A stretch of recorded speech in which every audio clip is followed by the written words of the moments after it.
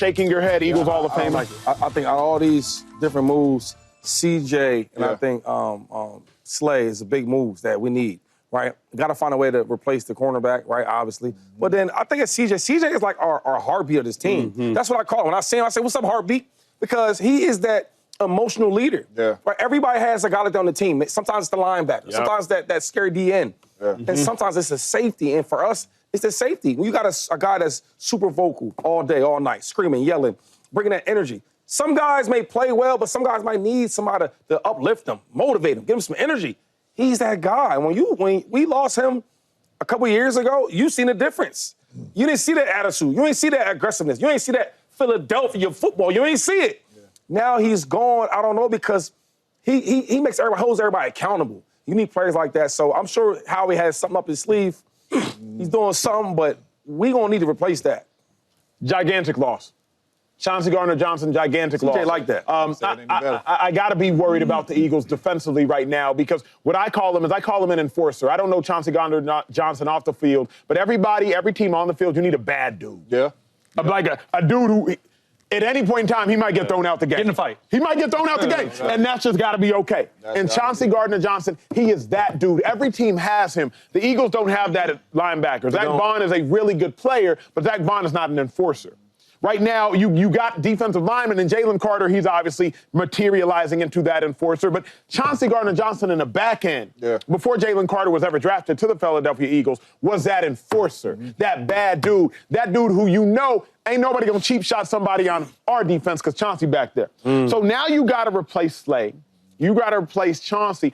I just don't know how you can adequately replace all those people in 1 year. Again, like Shady said, it's not a coincidence. Chauncey there, Eagles go to the Super Bowl, Eagles defense is stout. Yeah. Chauncey goes to Detroit, Detroit has the best year of their career. Chauncey comes back to Philadelphia, Eagles win their second Super Bowl in the history of the franchise. True. Last 3 years, Chauncey's gone to a Super Bowl, set a record for the Detroit Lions, going back to an NFC Championship game, first time in 30 years, and won a Super Bowl. Yeah. It's not a coincidence, people. That loss is substantial. I love it, and I love it by D'Amico, too. Oh, facts. Because D'Amico, we need them dogs. I go against Patrick Mahomes and Josh Allen in these playoffs. We need them dogs and them enforcers. The Eagles, I don't know what they're doing, because last year when they did not make it to the Super Bowl, all we talked about was secondary. Yeah. That's all we talked about. And then when they got CJ, we like, okay, right? They got an enforcer back there. They are going to be all right. They don't have a pass rush. Right? Whether we like it or not, all year long, the Philadelphia Eagles are just not getting after the quarterback with the pass rush. They were covering really, really well, right? And they were stopping the run really well, but they just not getting after the passer. And they don't blitz a lot because of the guys in the back end that can cover. So now you lose two really good dudes that can cover, a guy in CJ that can really come downhill and tackle as well and really be that enforcer. I don't really know how you replace him emotionally neither. Like I said, there's certain dudes that's in the draft and there's certain dudes that's not.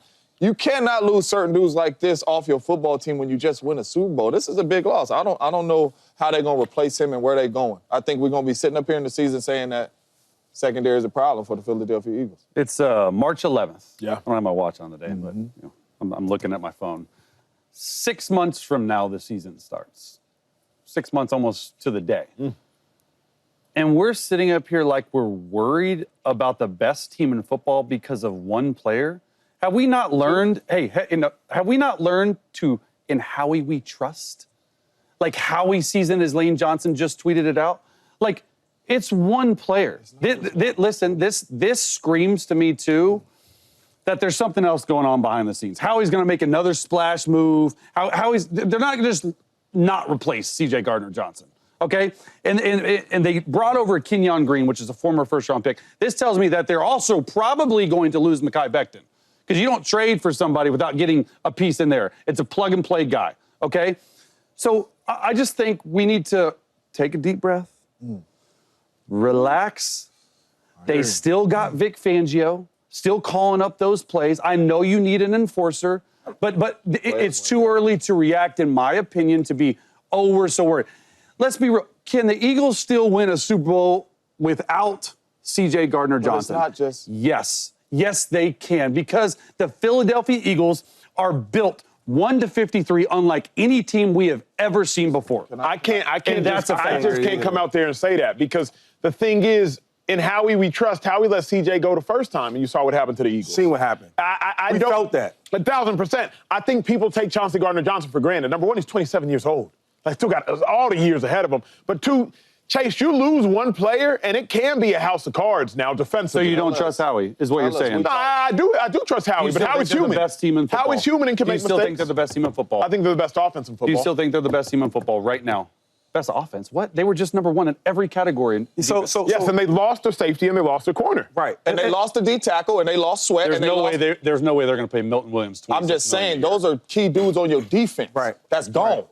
Like, Sweat did have 2.5 tackles, 2.5 sacks in the Super Bowl. It's 4 dudes That's that what made got him plays for paid. that defense. And as much as we give Vic all that credit, but I seen Vic get shredded a lot. Shredded. Right? Yeah. And I think players matter. And another thing, you only talk about the physical tools. What about holding people accountable?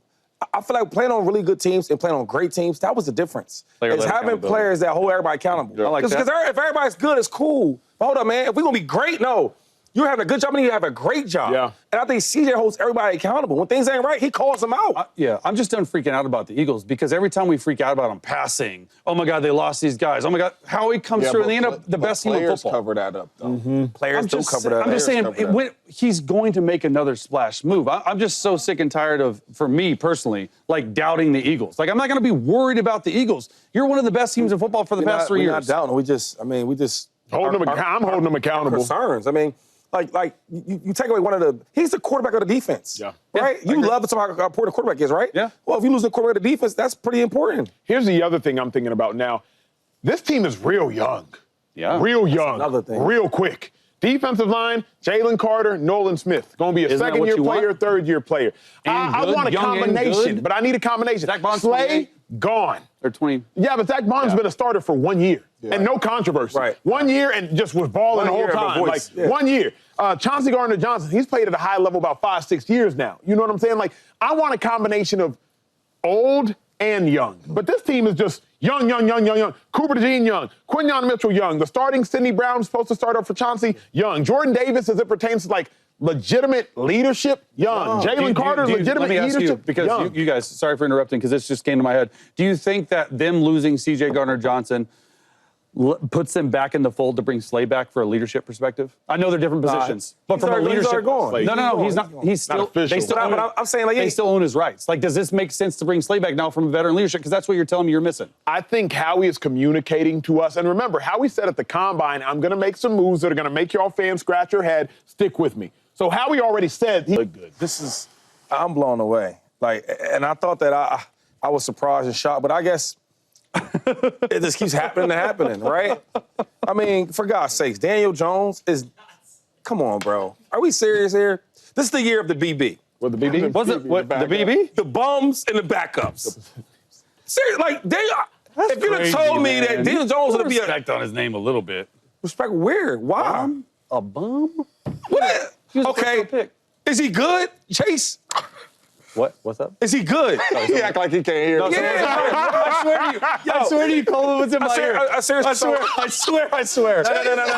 I'm done laughing. No, I'm done he's laughing. not. He I'm done did laughing. lead the Giants to the playoffs. I'm done laughing. Because serious, now I it's like there's a lot of players that should be having opportunities. They can't get them now because they're giving these guys opportunities. Imagine being on the Colts roster, and we trying to get this thing around. Now, Jonathan Taylor is one of my friends, one of my young boys. I can't wait to text him. Hey, man, are you excited about Daniel Jones coming to your team? What you think he gonna say back? I ain't gonna tell y'all. More excited than Richardson. Why? Acho already spelled it out. This is my thing about Richardson, though. Give the kid a chance to develop. They have. As bad as Daniel Jones has been in New York, right? Yeah. My family's from New York, so they Giants fans for real. We watched him, and he's been bad. He had one solid year, and that year wasn't even that good, if you want to be honest. Right. Yeah. And they gave him chance after chance after chance. When you drafted Anthony Richardson, you knew he was a project. You took him 4th pick overall. And all the things you said about him in college, it's probably true. So you knew taking him at number 4 that he is a project. Okay, cool. Let that project work. It takes some time. If we'd Josh Allen, I played with Buffalo. And his rookie year, he wasn't really that good. You seen talent, you seen flashes. If they never gave us a chance to develop, we might even be here for Josh Allen. And I'm not saying they're the same dude. I'm just saying give him a chance to develop. And to give a shot like Daniel Jones another chance is crazy. Because now, if I'm a player on your team, what am I excited about the season for? I'm being serious here, though. Like, if I'm on a team and I'm like, okay, we're not in a tough division. Our probably the biggest opponent is probably the Texans, right? How can we get to the playoffs? And then we sign Daniel Jones. Am I excited? This is a crazy day. I don't know for y'all. Daniel Jones is about to start. Sam Darnold is a franchise guy now. And Justin Fields is a starter. And y'all looking at me like, wow, I'm tripping. How does that make you feel? It's a crazy world. You know what it is? Only in America that anything is possible. You can be bad for years at the bottom of the NFL level, and then eventually you get your shot again and again and again. I keep seeing it over and over again. So now when I tell the quarterbacks, hey, look, dog, we talking about Caleb Williams. We should never even have a issue with Caleb Williams if he plays bad this year.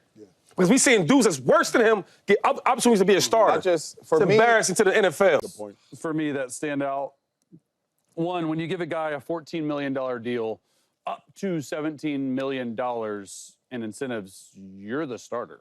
Terrible. Like, when you're giving Daniel Jones that money, first, I just want to make sure everyone, it doesn't seem, they're going to say compete.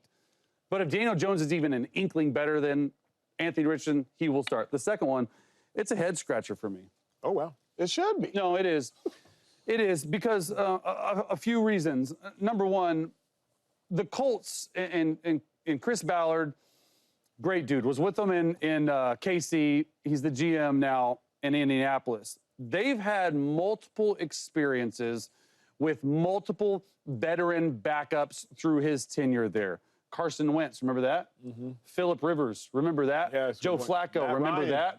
Matt Ryan, remember that? Okay, now Daniel Jones, remember that? 5 guys that the Colts have signed trying to fix this quarterback problem that's been left since Andrew Luck abruptly retired. Like, that's what this is screaming to me. And then you pick Daniel Jones. I'm actually okay with picking Daniel Jones if he's got a $6 million deal. Okay. I'm completely fine with that. $3 million, no doubt. 6-7 million, sure. The other thing it tells me is Daniel Jones must have had a market in Vikings, because you don't get this type of money negotiating against yourself. But there are guys out there like Rodgers. There are guys out there like Russell Wilson. There are guys out there like Jameis Winston or Marcus Mariota that at least, like Marcus Mariota played really well in some games last year for the Washington Commanders. He ain't going to cost $14 million. Like, that's the thing that's a head scratcher to me. Are better than Daniel Jones. Not the fact that he signed, it's what he signed for. And so that to me is like, man, not only your experience with veterans that have not worked, because Matt Ryan, Carson Wentz, Phillip Rivers, Joe Flacco, now it's Daniel Jones. I just don't know how much sustained success you can have like this. Quite honestly, you can't have any. What up, YouTube family? Welcome to the facility. Thanks for watching, and you better be sure to hit that subscribe button if you want to get more highlights from the show and all of our exclusive content.